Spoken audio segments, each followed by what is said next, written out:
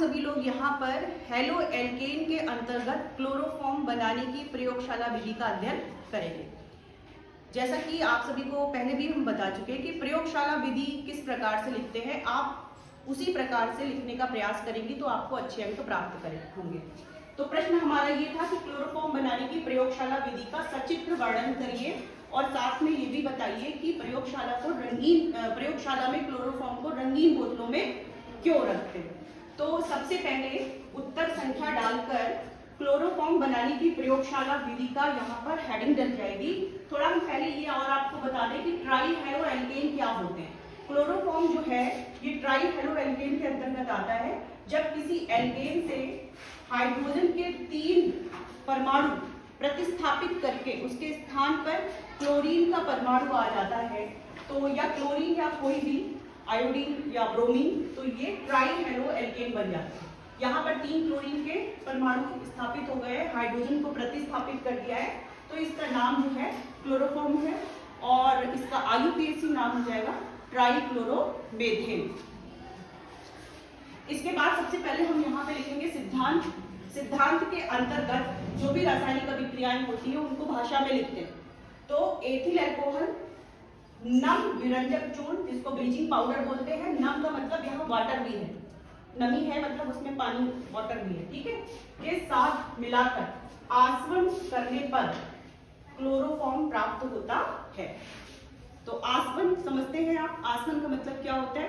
Distillation, जिसको English में बोलते हैं, और इसका मतलब ये होता है कि पहले गर्म करेंगे यानी कि वाष्पन, पहले उसको वाष्प में कन्वर्ट करेंगे, बाद में उसको ठंडा करेंगे यानी कि संघनन। तो आसवन इज इक्वल टू वाष्पन प्लस संघनन। तो यहाँ पे ये प्रोसेस होगी।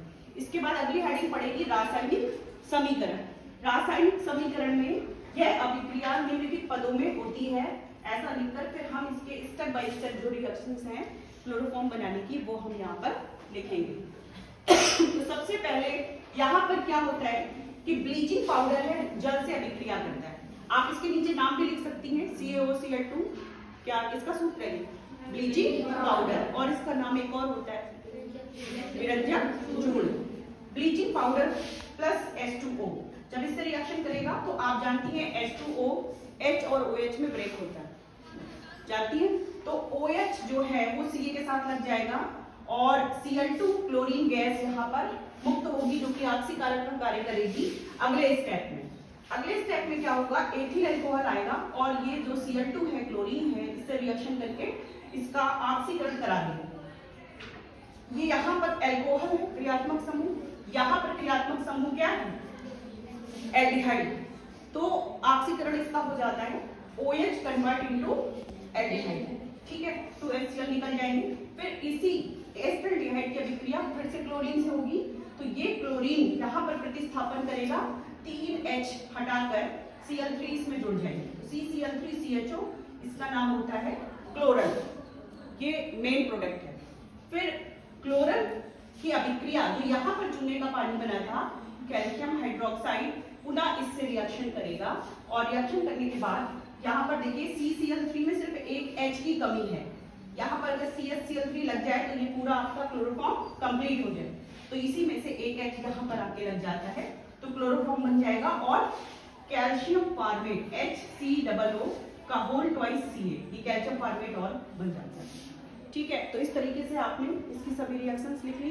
ये आप ब्लैक पेन से लिखिए, देखने में अच्छा लगेगा। इसके बाद फिर आप बनाएंगी चित्र बनाने के लिए देखिए आप पेंसिल कलर का प्रयोग कर सकते हैं।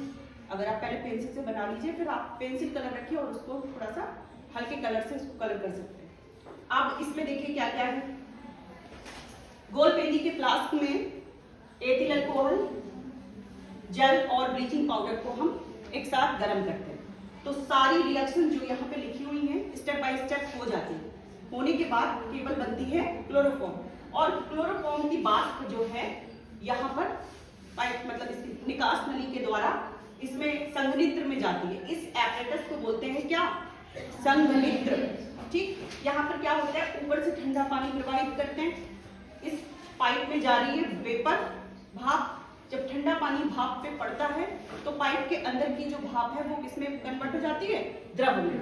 तो यहाँ से भाप निकल रही थी वो द्रव में कन्वर्ट हो गई और यहाँ पर एक हमने रिसीवर रखा हुआ है जिसको बोलते हैं ग्राही, हम ग्राही में एकत्र कर देते हैं। जो मैंने आपको बोला है यही आप विधि में लिखेंगे, ठीक है। यानी कि जो भी मैंने बोला है आप इसमें नीचे लिखेंगे विधि, हेडिंग डालेंगी और फिर विधि में लिखेंगी कि प्रयोगशाला में क्लोरोफॉर्म को बनाने के लिए सर्वप्रथम उपकरणों को उपरोक्त चित्रानुसार व्यवस्थित कर लेते हैं और फिर आप जो हमने बोला है वो आप लिखते हैं।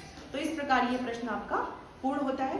अंतिम प्रश्न ये रह गया है कि क्लोरोफॉर्म को रंगीन बोतलों में क्यों रखते हैं। तो क्लोरोफॉर्म को रंगीन बोतलों में इसलिए रखते हैं कि क्लोरोफॉर्म के अंदर जो एक ये क्वालिटी होती है कि वायु में उपस्थित ऑक्सीजन से क्रिया करके एक विषैली गैस जिसका नाम है फास्जीन गैस वो बना देती है। तो विषैली गैस फास्जीन जो कि मतलब नुकसानदायक होती है, इस वजह से प्रकृति में जब भी हम लैब में रखते हैं आप देखिएगा ब्राउन कलर की बॉटल में ही मतलब उसको रखा जाता है और अंधेरे कमरे में रखा जाता है। तो सभी को समझ में आ गया।